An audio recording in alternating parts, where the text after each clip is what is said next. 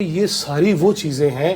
یہ fitness certificate Imran Khan کا اس لیے لیا گیا ہے کہ ملٹری ٹرائل کیا جا سکے 9 مئی کے معاملات کو. اور اس میں فیاض حمید بھی اور بشرا بی بی بھی. اب یہ فٹنس اچھا بیمار ہونا بہت شدید کوئی اس کا ملٹری ٹرائل پھر روک دیتے ہیں.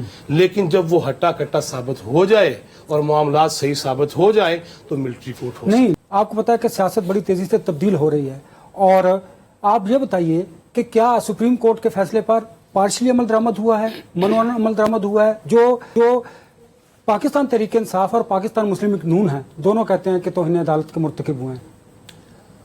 انور رضا صاحب اس میں بہت کچھ ہوا ہے، اور جن کو پتہ نہیں تھا ان کو بھی پتہ چل گیا کہ بہت کچھ ہو گیا ہے. اب دو چیزیں اس کی.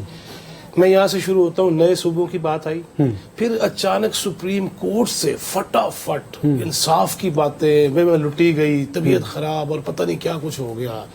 اس میں کیا چیز آئی سامنے کہ ہی از اے فٹ، ٹھیک ہے. لیکن اچانک نئے صوبوں کے معاملے کو پیچھے دھکیلنا اور پھر ایک نان ایشو کو ایشو بنا دینا. ایک مجرم جو قید باب مشقت کا مجرم ہے، وہ علیحدہ بات ہے کہ اس کو بھی مشقتی ملا ہوا ہے، آؤ، لیکن مجھے نہیں سمجھ آ رہی. مگر قید باب مشقت کا مجرم ہے، اس کی طبیعت کو اس قدر بڑھا دیا جاتا ہے، اور سورہ یاسین تو حالت نزا میں پڑھی جاتی ہے، لیکن انہوں نے پہلے ہی پڑھ دی اور انہوں نے کہا جی وہ ہوئے پتہ نہیں کیا کچھ ہو جائے گا. آنکھوں سے لے کے دل سے لے کے اعصاب سے لے کے ہر چیز میں اس کو گرا ہوا دکھا دیا.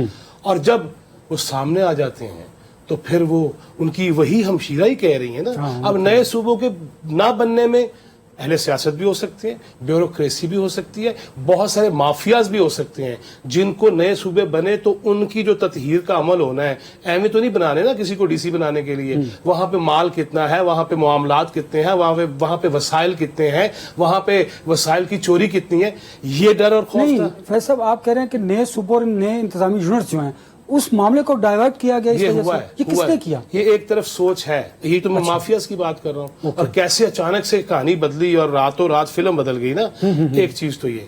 دوسری طرف ایک اور بھی چیز سامنے آتی ہے، اور وہ سینئر جرنلسٹ ہیں سعید چوہدری صاحب، عدالتی امور کے ماہر ہیں، لاہور کے مانے جاتے ہیں، وہاں کے وہ چیف جسٹس کے لائے جاتے ہیں. انہوں نے تو اور ہی عجیب بات کر دی.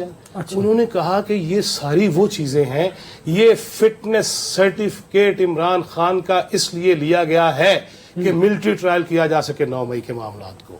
اور اس میں فیاض حمید بھی اور بشرا بی بی بھی. اب یہ فٹنس اچھا بیمار ہونا بہت شدید کوئی اس کا ملٹری ٹرائل پھر روک دیتے ہیں.